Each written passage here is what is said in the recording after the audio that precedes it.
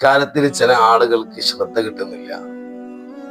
പലപ്പോഴും മറ്റു ചിന്തകളിലാണ്. ചില ആളുകൾ കല്യാണപ്പുരയിലായിരിക്കും, ചില ആളുകൾ നിസ്കാരം കഴിഞ്ഞിട്ട് പോകേണ്ട പ്രോഗ്രാമുമായി ബന്ധപ്പെട്ടുള്ള ഒരുപാട് കാര്യങ്ങൾ ചിന്തിക്കുകയായിരിക്കും നിസ്കാരത്തില്.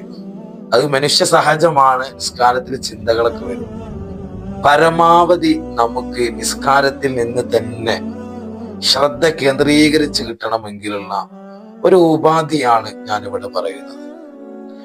എന്താണ് നമ്മൾ ചെയ്യേണ്ട പരിപാടി? എന്താണ് നിസ്കാരത്തിൽ ഇപ്പൊ ളുഹർ നിസ്കരിക്കാന്നുണ്ടെങ്കിൽ ളുഹറിന്റെ നിയ്യത്ത് വെക്കുന്ന സമയത്ത് നമ്മുടെ മനസ്സിലേക്ക് ചിന്ത കൊണ്ടുവരണം.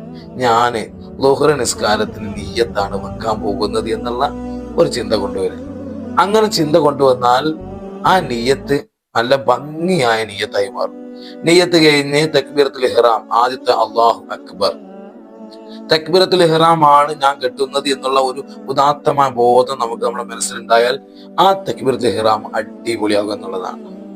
അത് കഴിഞ്ഞ് ദുആഉൽ ഇഫ്തിതാഹ്, എന്നിട്ട് നമ്മൾ ഒന്നാമത്തെ റക്അത്തിലെ സൂറത്തുൽ ഫാത്തിഹ ഫർളാണല്ലോ, ഫാത്തിഹയാണ് ഞാൻ ഓതാൻ പോകുന്നത് എന്ന ചിന്ത കൊണ്ടുവരിക. അങ്ങനെ ഫാത്തിഹ നല്ല രീതിയിൽ അടിപൊളിയായിട്ട് ഓതാൻ കഴിയും.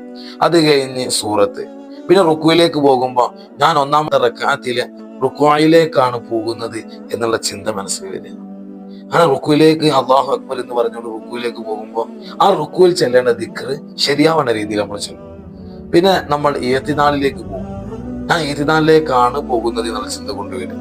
അങ്ങനെ ഓരോ റുക്കനുകളിലേക്കും ഞാൻ ഇന്നാലിന്ന, പിന്നെ ഈത്തിനാലിലേക്കാണ്, റുക്കോയിലേക്കാണ്, സുജൂദിലേക്കാണ്, ഇനി അത്തഹിയ്യാത്തിലേക്കാണ് ഇരിക്കാൻ പോകുന്നത്. അങ്ങനെ ഓരോരോ റുക്കനിന്റെ ഓരോരോ റുക്കനിലേക്ക് പ്രവേശിക്കുമ്പോൾ ആ ചിന്ത കൊണ്ടുവന്നാൽ, ഈ റുക്കനിലേക്കാണ് ഞാൻ പ്രവേശിക്കുന്നത് എന്നുള്ള ചിന്ത കൊണ്ടുവന്നാൽ ഏറെക്കുറെ പരമാവധി നിസ്കാരത്തിൽ എന്ത് ചെയ്യും?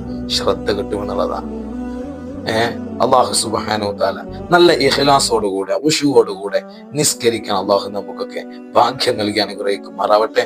ഇൻഷാ അല്ലാഹ് ഇനി നമ്മൾ അടുത്ത വീഡിയോയിൽ പങ്കുവെക്കുന്നുണ്ട് എന്ത്? നിസ്കാരത്തില് ഫാത്തിഹ ഓതുമ്പോ ബിസ്മില്ലാഹിർ റഹ്മാനിർ റഹീം, അഥവാ ഞാൻ പറയുന്നത് ഫാത്തിഹയുടെ ഓരോ ആയത്ത് ഓതുമ്പോ ആ ആയത്തിൽ ഒരു ലദ്ദത്ത്, ഒരു ടേസ്റ്റ്, ഒരു മധുരം കിട്ടണമെങ്കിൽ വേറെ കുറച്ചും കൂടി കാര്യങ്ങളുണ്ട്. അത് ഈ വീഡിയോ മതിയാകൂല. നെക്സ്റ്റ് വീഡിയോയിൽ നിങ്ങളുമായി പങ്കുവെക്കാം.